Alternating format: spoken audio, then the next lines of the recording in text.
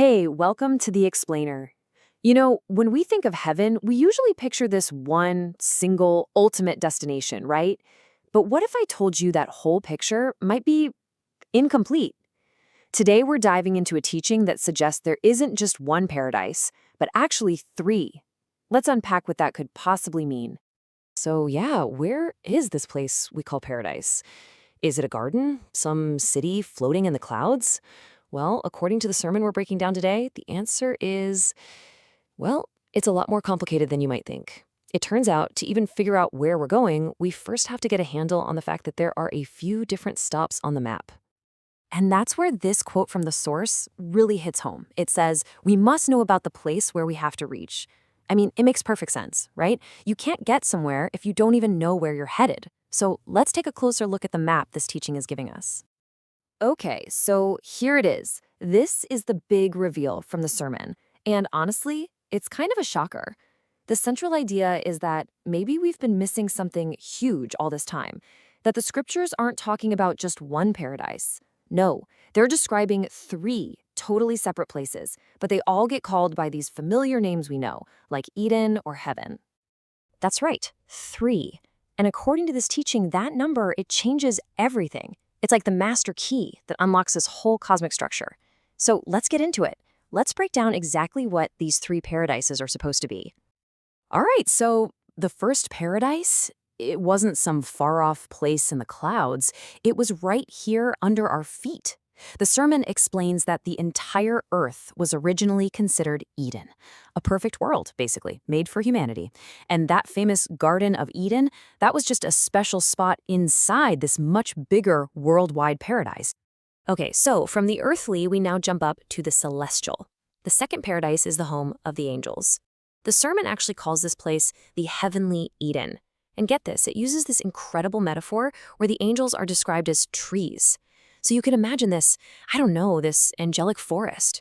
And it's from this place that a powerful, prideful being was created and, well, eventually thrown out.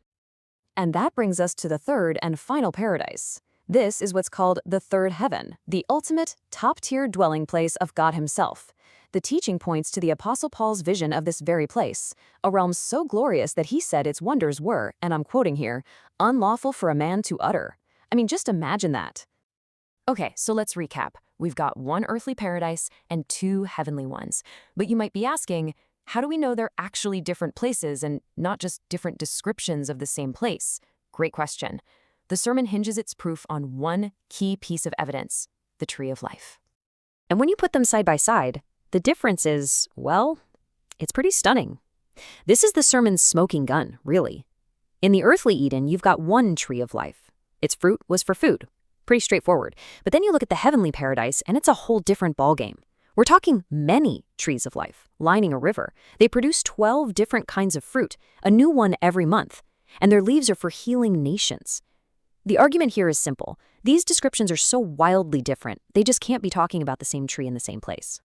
Now, this whole idea of different realms doesn't just clear up geography, it also helps explain where conflict comes from. The sermon talks about this epic war in heaven that was then, in a way, mirrored down here on earth. And it keeps using that powerful metaphor of trees to talk about these major players, whether they're angels or humans. And this is where a passage from Ezekiel comes in.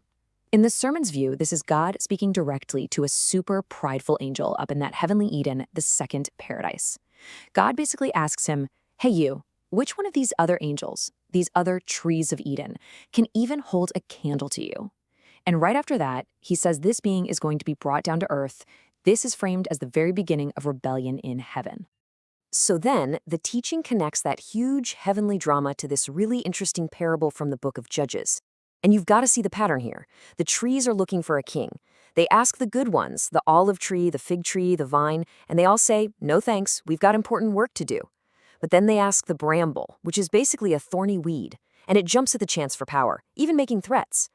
You see the connection?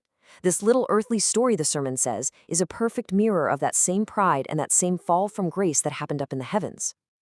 Okay, so this brings us to the really big question, right? If you've got these different paradises, and there's conflict and pride and all this stuff going on, who actually gets to enter the final destination? You know, that third paradise where God is. Well, the sermon gives us a pretty clear checklist for that. And what's fascinating is that the list, which is pulled from Psalm 115, has nothing to do with being powerful or knowing some secret password. It's all about character. We're talking about things like living with integrity, doing the right thing, speaking truth from the heart. It's about not gossiping, not hurting people around you, not taking a bribe. According to this teaching, these are the things that make you a citizen of that final, ultimate paradise. And there's one last little detail the sermon adds that's really important. This holy city isn't the whole third heaven. It's a special place inside of it. The best way to think about it is like this. Remember how the garden was the heart of the bigger earthly Eden? Well, this holy city is the sacred center of that final paradise. It's the bullseye, where God's presence is the most intense. So let's wrap this up. Thinking about a map with 3 different paradises, the first earth, the angelic world, and then God's ultimate home, it does more than just tweak a few definitions, doesn't it? It really forces you to reconsider the whole story of creation, of conflict, and most importantly, of our own final destination. So the question I want to leave you with is this. If you look at the cosmos this way, as these 3 distinct realms, how does that change the way you think about your own journey through life?